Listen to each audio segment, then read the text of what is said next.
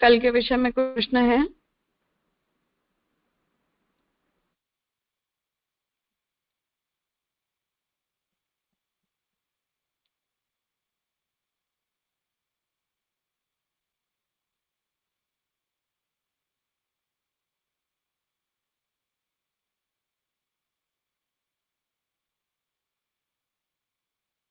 ठीक है, तो कल के विषय में हमने सेवाचार, जयंती व्रत, इन सब विषयों को देखने के बाद अंततः जिन लोगों के लिए भगवत सेवा संभव नहीं, उनके लिए क्या कर्तव्य है, इस विषय को हम देख रहे थे। जहाँ सबसे पहला पक्ष तीर्थाटन, द्वितीय पक्ष किसी वैष्णव के साथ भगवत सेवा में परिचर्या परायण होना, और इन दोनों के संभव न होने पर तृतीय पक्ष के रूप में भागवत परायण होना, और चतुर्थ पक्ष के रूप में यदि कुछ भी संभव न हो तो प्रभु के प्रति शरणागति का भाव रखना। इन सभी को कर्तव्य के रूप में श्री महाप्रभु जी ने निरूपित किए हैं, जिसका संकलन यहाँ श्री हरिराय जी ने किया। अब आगे देखें तो महास्ने यत्र पूजा प्रवाहो जायते पुनः तत्र तत्परता स्थित्वा कृतार्थत्वं सदा स्थितौ। महास्थानों में जगह पूजा मार्ग का प्रवाह हो, उस जगह उसमें ही परायण होकर स्थिति की जाए तो कृतार्थता है। श्री महाप्रभु जी निबंध में आगे करते हैं कि जगन्नाथ जी में, श्री विठलनाथ जी में, श्री रंग जी में, वेंकटेश बालाजी आदि में जहाँ पूजा का प्रवाह चल रहा हो वहां पूजा में तत्पर होकर रहना।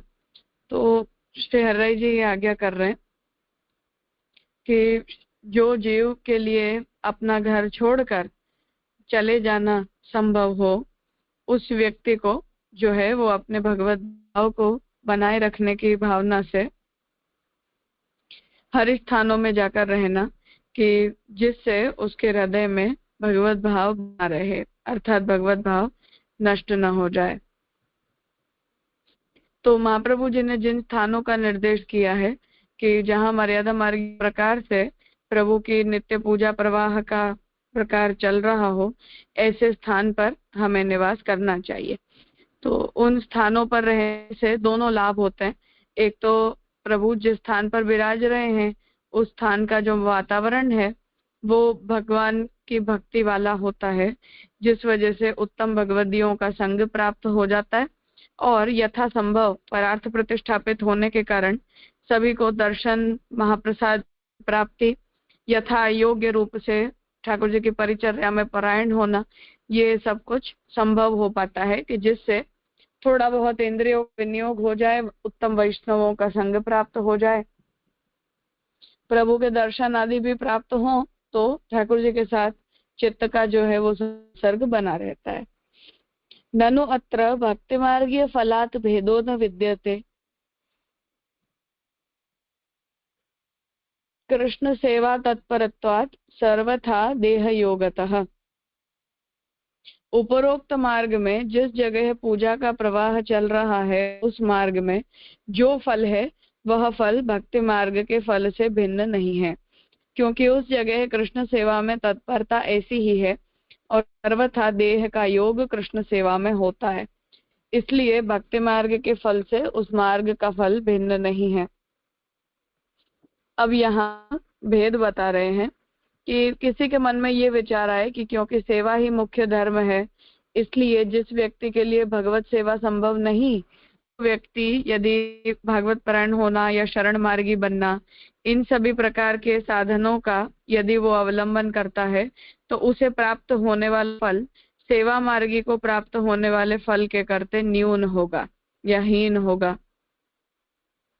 तो इसे श्री महाप्रभु जी यहाँ, श्री हरिराय जी यहाँ स्पष्ट करना चाह रहे हैं कि ऐसा कोई फल भेद जो है वो वहां नहीं होगा। अर्थात जो व्यक्ति ठाकुर में चित्त लगाता है, प्रभु परायण होकर रहता है, उस व्यक्ति को हर स्थिति में वही फल प्राप्त होता है जो सेवा मार्गी को प्राप्त होता है। अर्थात अंततः तो हमारे चित्त का कृष्ण में प्रवण होना जो है वो सबसे ज्यादा आवश्यक है। इसलिए चित्त की कृष्ण प्रवणता जो है उसके प्रति जीव को ध्यान देना चाहिए। तो यदि हमारा चित्त भगवत प्रवण हो पा रहा है तो उस मार्ग के द्वारा भी भगवान ही फल के रूप में प्राप्त होते हैं। जो आज्ञा श्री महाप्रभु जी भक्तिवर्धिनी में सेवायां वा कथायां वा यस्या शक्ति दृढ़ा भवेत् यावत् जीवम तस्य नाशो न क्वापीति मतिर्मम, इस कारिका में कर रहे हैं। तो वहां भी महाप्रभु जी यही आज्ञा करना चाह रहे हैं कि हमारे चित्त का भगवत प्रवण हो जाने पर हर प्रकार से भगवान ही फल के रूप में प्राप्त होते हैं। इसलिए हमें सेवा के अतिरिक्त, यद्यपि सेवा मुख्य साधन है, इसमें कोई शंका नहीं, सेवा मार्ग का कोई विकल्प नहीं है, इस बारे में भी कोई शंका नहीं, परंतु जो सर्वोत्तम मार्ग है उसमें यदि किसी जीव की प्रवृत्ति किसी कारणवश संभव नहीं हो पा रही तो उस जीव का चित्त यदि कृष्ण प्रवण होता है तो चित्त की कृष्ण प्रवणता सिद्ध होने पर उसे भी भगवान फल के रूप में मिलते हैं। इसलिए उसे भगवान नहीं मिलेंगे ऐसा सोचकर चिंता नहीं करनी चाहिए। तथापि मार्ग वैधर्म्यम प्रीते अदृढ़तात्र ही, फिर भी उस मार्ग में भक्ति मार्ग के जो धर्म हैं उनसे विपरीत धर्म है, क्योंकि उस जगह पूजा मार्ग में प्रीति की दृढ़ता नहीं है। अब महाप्रभु जी श्री हरिराय जी ये आज्ञा कर रहे हैं कि भक्ति मार्ग और मर्यादा मार्ग या पूजा मार्ग, सर्वथा जो पूजा परायणता होती है उन दोनों में भेद तो है ही। अर्थात जो पूजा परायण होता है, ऐसे पूजा परायण मार्ग में जीव का जो चित्त है वो भगवान में प्रवण नहीं हो पाता। कारण उसका ये है कि जो इस प्रकार की पूजा परायणता होती है उस पूजा परायणता का जो स्वभाव है वो पुष्टि मार्गीय सेवा धर्म के स्वभाव से अलग है। कैसे अलग है उसे आगे की कारिका में आप समझा रहे कि पूजा मार्ग में बहुत समय एक मूर्ति की सेवा की, किसी समय चित्त व्यग्र हो गया और चित्त की अस्थिरता रूप उस दोष के दिखाई देने पर वह मूर्ति सेवा का त्याग कर देती है, क्योंकि उसका आग्रह नहीं है। ऐसा होने से अन्य स्थान में भी जाए तो कुछ फल प्राप्त नहीं होता, क्योंकि एक जगह विश्वास न रहा तो दूसरी जगह कहाँ से रहेगा। इसमें दृष्टांत रूप ब्रह्मास्त्र है। इस दृष्टांत का रहस्य पहले समझाया है। अतो न मार्गस्योत्कर्षो भक्ति मार्गस्य संभवे बुद्धिमान तत्र यतेत अन्यथा तो स उत्तम। उपरोक्त कारण से उस पूजा मार्ग का उत्कर्ष सिद्ध नहीं होता। यदि भक्ति मार्ग का संभव हो, भक्ति मार्ग में रहना शक्य हो, तो बुद्धिमान पुरुष को पूजा मार्ग में यत्न नहीं करना चाहिए। यदि भक्ति मार्ग में रहना शक्य न हो तो पूजा मार्ग ही उत्तम है।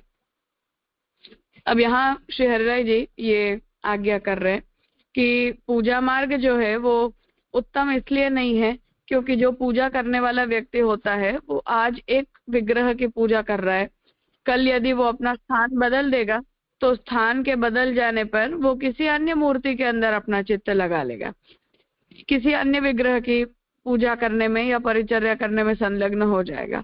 तो जिस स्वरूपाशक्ति को पुष्टि मार्ग में फल बताया गया है वो स्वरूपाशक्ति उसकी कभी भी सिद्ध नहीं होगी। उदाहरणतया ये बताया जा रहा है कि जैसे आजकल हवेली वगैरह में हम देखें तो लोग एक शहर में रहते हैं तो एक हवेली में चले जाते हैं, शहर बदल देते हैं तो किसी दूसरी हवेली में जाने लग जाते हैं। तो हमें उस स्थान पर विराजने वाले ठाकुर जी से मतलब नहीं है, पर हम वहां कुछ और प्राप्त करने के लिए जा रहे हैं, ऐसा उससे प्रमाणित होता है। तात्पर्य यहाँ ये है कि जो भी व्यक्ति ऐसे स्थानों पर जाता है उसे उस रूप में आसक्ति नहीं होती, अर्थात स्वरूपासक्ति नहीं होती। उस प्रकार की आसक्ति नहीं होती कि मैं अब इन्हें छोड़कर तो मैं कहीं जाऊंगी ही नहीं, या इन्हें छोड़कर हम अपने चित्त को कहीं और लगा ही नहीं सकते, या हमारा मन जो है वो उसमें इतना ज्यादा लग गया कि किसी और स्वरूप की अब हमारे मन में कल्पना आती ही नहीं। अब ऐसे विचार वहां इसलिए संभव नहीं क्योंकि उनके ऊपर हमारा एकाधिकार नहीं है। अर्थात हर किसी का वहां अधिकार है, हर किसी का वहां इन्वॉल्वमेंट है। हम स्वतंत्र रूप से जो है वो वहां सेवा करने के लिए या पूजा करने के लिए अधिकारी नहीं है। तो ऐसा सर्वाधिकारक जो कुछ भी होता है वहां हमारा एक पर्सनल रिलेशन डेवलप नहीं होता, अर्थात एक प्रकार की इंटीमेसी डेवलप नहीं होती। और ऐसी इंटीमेसी डेवलप न हो पाने के कारण हमारा जो चित्त है उसकी जिस प्रकार की आसक्ति अर्थात चित्त की एकाग्रता या चित्त की कृष्ण प्रवणता अपेक्षित रखी गई है, ऐसी कृष्ण में चित्त की प्रवणता हमारी सिद्ध नहीं हो पाती है। इसलिए महाप्रभु यहाँ ये आज्ञा कर रहे कि जो चित्त की कृष्ण प्रवणता है उसका होना आवश्यक है। और ऐसी कृष्ण प्रवणता यदि हमारी इन साधनों में न हो पाती, इन साधनों में संलग्न होने पर न हो पाती हो, तो फिर उसका फल जो है वो भक्ति मार्ग के अनुकूल नहीं रह गया। अर्थात उसके द्वारा हम भक्ति मार्ग में जो फल की सिद्धि चाह रहे थे वो फल की सिद्धि उस मार्ग के द्वारा हमारी नहीं हो पाएगी। इसलिए पुष्टि मार्गीय जो जीव है उसका ये कर्तव्य है कि वो अपने चित्त को भगवान में लगाए रखे और भगवान में लगाते हुए ये सावधानी रखे कि उसका जो चित्त भगवान के अंदर प्रवण हुआ है उस चित्त को एक ही स्वरूप में लगाए रखे, अर्थात वो स्वरूपासक्ति जो पुष्टि मार्ग में फल बताई गई है। तो जब तक हमारे अंदर उस प्रकार की स्वरूपासक्ति डेवलप नहीं होती तब तक उसे हम पुष्टि मार्गीय भावना के अनुरूप साधन की मर्यादा में रख नहीं सकते। इसलिए महाप्रभु ये आज्ञा करते कि सेहर्राई जी यहाँ ये आज्ञा कर रहे कि हमें ये सावधानी रखनी चाहिए कि हमारा जो चित्त है वो भगवान में उस प्रकार से लगा रहे। और ऐसी स्वरूपासक्ति ही पुष्टि मार्ग में फल मानी गई है। इसलिए पूजा मार्ग से प्राप्त होने वाला जो फल है वो भक्ति मार्ग की तुलना में उत्तम प्रकार का अर्थात पुष्टि मार्गीय मर्यादा के अनुरूप नहीं है। इसलिए जिस व्यक्ति के लिए भगवत सेवा संभव हो उस व्यक्ति को तो शुद्ध रूप से पुष्टि मार्गीय जो साधन है उसी का अवलंबन करना चाहिए। और यदि उसकी संभावना उसके लिए नहीं है अर्थात ये साधन में उसकी तत्परता संभव नहीं है किसी भी कारणवश, तब फिर उसके लिए पूजा मार्ग में बताया हुआ जो साधन है वो सर्वोत्तम है। ऐसा यहाँ श्री हरिराय जी आज्ञा कर रहे हैं।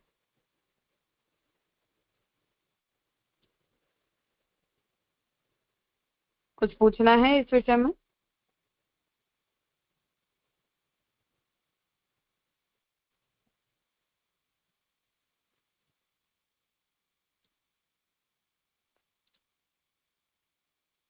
हाँ मास्टर जी। हाँ जय दंडोत प्रणाम। ये जो ऊपर की कार का नंबर 93 में आपने जो बताया अभी जो 4 स्थान बताए थे पूजा मार्ग के, फिर उसमें आदि लगाया जगन्नाथ जी, विठलनाथ जी, श्रीरंग जी, वेंकटेश जी, वेंकटेश बालाजी। हाँ। आदि तो आदि में अपन द्वारका और कौन कौन से 3-4 नाम और पहले आपने एक बार और बताए थे, कुछ 2-3 नाम और बताए मात्र। तो बद्रीनाथ है, फिर जनार्दन स्वामी है केरल में जहाँ महाप्रभु जी पधारे हैं, विष्णु कांची है, बद्रीनाथ, उडुपी है, बद्रीनाथ जय और कांची, कांची। हाँ कांची, वर्कला, वर्कला। हाँ केरल वर्कला, कांची तमिलनाडु में, कांची तमिल में, पंढरपुर विठलनाथ जी महाराष्ट्र, पंढरपुर। एक सेकंड, हाँ पंढरपुर, उडुपी कर्नाटक, विठल नाथ जी। कर्नाटक में कौन सी जगह? उडुपी, कर्नाटक उडुपी। हाँ मध्वाचार्य जी के सेवित ठाकुर जी वहाँ विराजते जो उन्हें द्वारका में गोपी चंदन के पिंड से प्राप्त हुए थे। हाँ जी है। दूसरा प्रश्न ये है, अभी आपने इसमें जो बताया पहले, एक सेकंड, हाँ अभी आपने जो बताया इनके फल में कोई भेद नहीं है, दोनों को भगवत प्राप्ति होती है। और फिर लास्ट में आपने ये भी बता दिया कि इनके फल में भेद है, लास्ट में बता दिया जो पुष्टि मार्ग को फल मिलने वाला। अच्छा नहीं, फल भेद नहीं है, भावनात्मक भेद इन दोनों मार्गों में है। तो फल तो एक ही है दोनों को? नहीं, देखो तात्पर्य यहाँ ये है कि पहली बात कि पुष्टि मार्गी जब इन स्थानों पर जाता भी है तब भी सैद्धांतिक स्पष्टता के साथ जाता है, एक बात। दूसरी बात कि पुष्टि मार्गीय जीव से अपेक्षित ये है कि वो अपनी सभी इंद्रियों का भगवान की सेवा में विनियोग करे, जो उसके लिए इस स्थान इनमें से किसी भी स्थान पर संभव नहीं। अर्थात थोड़ा बहुत हमें परिचर्या मिल सकती है, परंतु पूर्णतः हमारी इंद्रियों का भगवत विनियोग इन स्थानों पर संभव नहीं रह जाता। जिस पर जो अधूरा रह जाता है वो पुष्टि मार्गीय दृष्टि से बहुत प्रशंसनीय स्थिति नहीं है। इसलिए जब भी महाप्रभु जी से कोई ये पूछेगा कि हमारा धर्म क्या, तो महाप्रभु जी उसे तीर्थाटन नहीं बताएंगे, महाप्रभु जी उसे इन स्थानों पर निवास नहीं बताएंगे, महाप्रभु जी तो उसे सेवा ही धर्म बताएंगे। तो तात्पर्य है कि हमारा प्रमुख कर्तव्य यही है और हर परिस्थिति में जीव को यही करना चाहिए। पर जीव जब ये कहे कि मेरे लिए किसी भी प्रकार से भगवत सेवा संभव नहीं, तो अब मैं क्या करूं, तो उस स्थिति में महाप्रभु जी ये कहेंगे कि किसी भी प्रकार से ठाकुर जी से अपने चित्त को दूर होने मत दो। तो जो कोई भी प्रकार से अपनी बहिर्मुखता को का निवारण हो सकता हो और प्रभु में अपना चित्त थोड़ा बहुत किसी भी प्रकार से जुड़ा रह पाना संभव हो, उस प्रकार के साधन का अवलंबन करना चाहिए, जिस वजह से महाप्रभु जी इन विकल्पों को, इन अनुकल्पों को हमें बता रहे हैं। जी ये, लेकिन जो अभी ये थोड़ा सा शंका ये रही अभी कि इसमें फल के रूप में भगवान दोनों प्राप्त होंगे, ये थोड़ा और क्लियर होना चाहिए। हाँ, अर्थात जो आज्ञा महाप्रभु जी कर रहे हैं कि पुष्टि जीव का फल जो है वो भगवान ही होते हैं। अब एक संभावना इसमें ये है कि इतना मिलने पर भी जीव को यदि अपने हृदय में विरहानुभव हो रहा है तो विरहानुभवी को मिलने वाला फल भगवान में सायुज्य का फल है। दूसरी बात कि अगर उसे विरहानुभव नहीं हो रहा और उसकी सकल इंद्रियों का भगवान में विनियोग नहीं संभव है, ऐसी स्थिति में जो कोई भी प्रकार से उसके चित्त की कृष्ण प्रवणता हुई है, उसके फलस्वरूप संभव है कि वैष्णवीय संस्कार के कारण उसे आगे का जन्म जो है वो भगवत सेवा के अनुकूल मिल जाए। और तीसरा प्रकल्प फिर ये है कि उसे भगवान के लोक में सेवोपयोगी देह की प्राप्ति हो, जहां जाकर उसकी सेवा की आकांक्षा पूरी हो जाए। तो इनमें से कुछ भी संभव है, पर ये किसी भी पुष्टि जीव के लिए बहुत प्रशंसनीय स्थिति नहीं है जिसमें उसकी इंद्रियों का भगवत विनियोग नहीं हो पा रहा। ये अब ज्यादा क्लियर हो गया। हाँ, इसीलिए श्री हरिराय जी यहाँ ये आज्ञा कर रहे हैं कि प्रथम उपदेश तो यही है कि सेवा करो ही। इसलिए कोई व्यक्ति ये नहीं कह सकता कि तीर्थाटन और सेवा ये दोनों बराबर के साधन है, क्योंकि इंद्रियों का भगवत विनियोग यदि नहीं हो रहा तो पुष्टि मार्गीय जीव के जीवन का और उसे प्राप्त हुए देह का वैफल्य है, उसका जीवन वेस्ट है, विफल है। पर अब स्थिति ये है कि जो कोई भी स्थिति है उसमें वो भगवान से तो जुड़ा रहना चाह रहा है, उसका चित्त प्रभु के संसर्ग में तो रहना चाह रहा है। अब ऐसी स्थिति में उसके लिए ये आज्ञा है कि वो किसी भी प्रकार से अपने चित्त को भगवान से दूर न होने दे, अर्थात सर्वथा लौकिक आवेश में आकर अपने अंदर विमुखता तो न ही लाए। इसलिए भगवत सन्मुखता बनाए रखने की इच्छा से उसे श्री महाप्रभु जी ने ये प्रकल्प बताया है कि वो ऐसे भगवदीय स्थानों पर रहे, क्योंकि किसी व्यक्ति के घर में रह पाना तो बाय चांस है, कभी संभव हो भी कभी संभव न भी हो। उस विषय में कोई ऐसा फिक्सेशन नहीं है कि तुम्हें ऐसा कोई वैष्णव का संग मिल ही जाएगा या किसी गुरु के घर में रहने मिल जाएगा। इसलिए ये बताया जा रहा है कि ये करो। तो ये जो स्थिति है वो किसी भी प्रकार से अपने चित्त को भगवान में जोड़े रखने के लिए है, क्योंकि सर्वथा बहिर्मुख रहने पर तो उसके अंदर ज्यादा बहिर्मुखता आ जाने की संभावना बनी रहती है, और भी ज्यादा बहिर्मुख हो जाए या चित्त भगवान से दूर ही हो जाए, ऐसी संभावना बनी रहती है। इसलिए सेफ कोर्स के रूप में उसे ये बताया जा रहा है कि वो ये न केन प्रकारेण भगवान में अपने चित्त को लगाए रखने के लिए जो है वो इन स्थानों के ऊपर रहे और परिचर्या परायण हो जाए। परंतु ये साधन भगवत सेवा के अनुकूल या समान साधन नहीं है, क्योंकि इंद्रियों के भगवत विनियोग के बिना पुष्टि मार्गीय जीवन जो है वो सफल नहीं माना जाता, ऐसा तात्पर्य है। जी जी, बहुत अच्छा। हाँ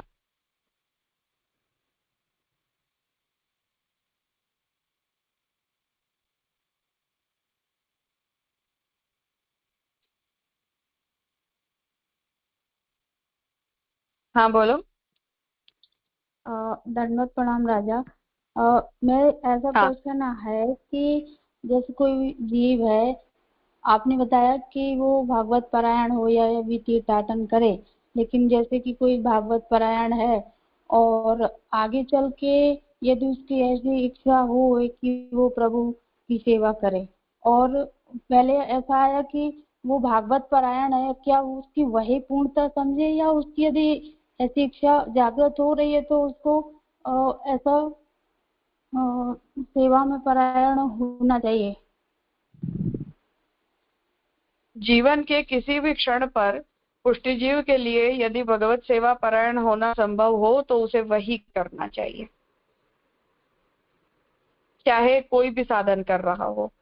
तो अनुकल्प रूप से बताए गए हैं, इसलिए विहित हैं, उसमें कोई शंका नहीं है, परंतु उत्तम भी नहीं है।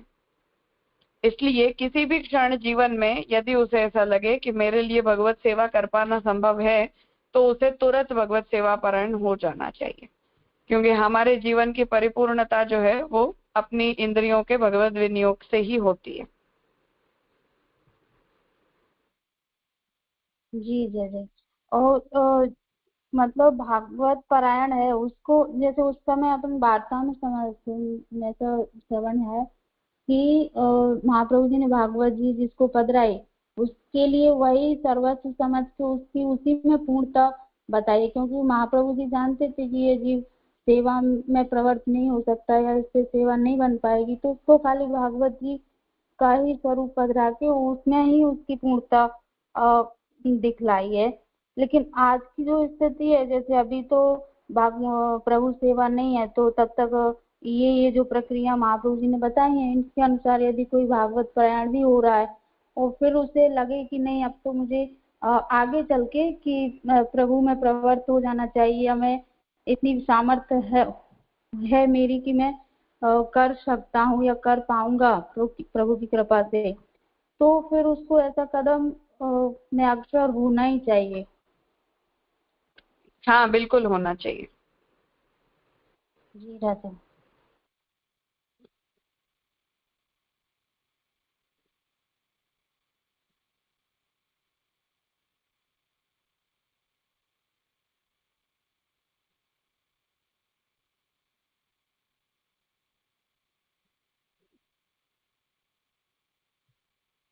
एवं समाश्रये धर्मः तथा सर्वसमर्पणे सेवायामपि कृष्णस्य संक्षेपेण निरूपितः।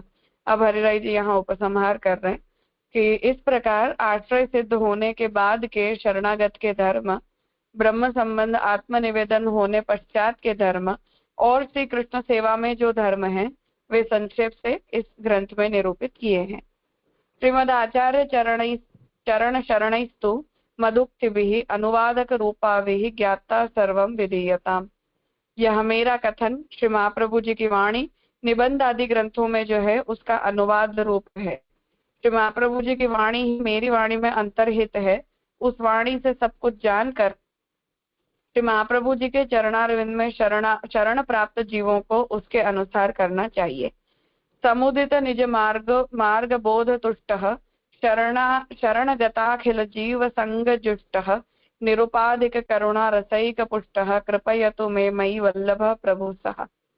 समुदाय रूप में मुझसे संग्रहित स्वमार्ग के बोध से संतुष्ट, शरणागत सर्व जीव समूह से सेवित तथा निस्वार्थ करुणा रस से ही पुष्ट ऐसे श्री वल्लभ मुझ पर कृपा करें। तो यहाँ से हरिराय जी उपसंहार करते हुए ये आज्ञा कर रहे हैं कि आपने यहाँ जिन जिन सिद्धांतों का निरूपण किया है वे सभी उनके स्वतंत्र सिद्धांत न होकर श्री महाप्रभु जी के द्वारा निरूपित सिद्धांतों का अनुवाद मात्र है।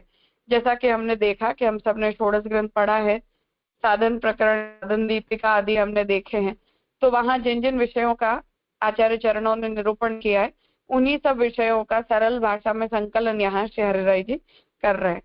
इसलिए जो व्यक्ति ने श्री महाप्रभु जी के चरणों में शरणागति प्राप्त की है, उन्हें महाप्रभु के द्वारा बताए हुए इन साधनों का अनुसरण भगवान की भक्ति को प्राप्त करने के लिए करना चाहिए।